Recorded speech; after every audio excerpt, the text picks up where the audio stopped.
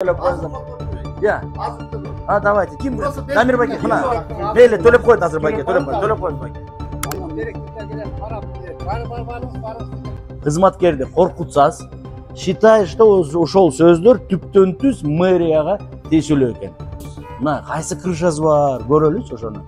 Берип, ана сотко бергенбиз бул. 2 жылдан бери төлөйт, мына төлөйм, ана төлөйм деп.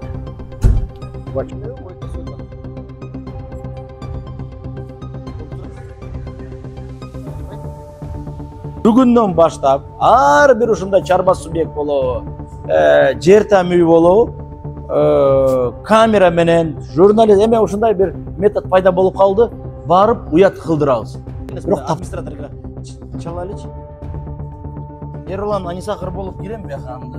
Демек рейд иш-чаралар күнүгө жүрүп атат азыркы күндө. Эртең кечтен саат 10га чейин, кечки саат 3төн кечки саат 9га чейин жүрүп атат. 14 миң бар экен карызы сууга. А неге төлөбөйсүз айткыңыз? Жок, биз аны азыр блокировка кылабыз. Сиз эртең. Давайте начинайте, Гим, водоканал.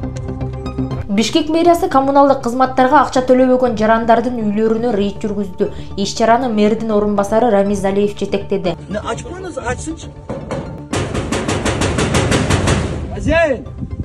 Рейд учурунда көп патрулдерде ТЖК кызматтарына акча төлөбөй жүргөндөр аныкталды. Айрым тургундар мурда кызматкерлерге каршылык көрсөтүп, тааныштарына таянуу менен төлөөдөн баш тартып келишкен. Учурда Борбор каланын коммуналдык кызматтар боюнча жалпы карызы 400 миллион сомдон ашкан.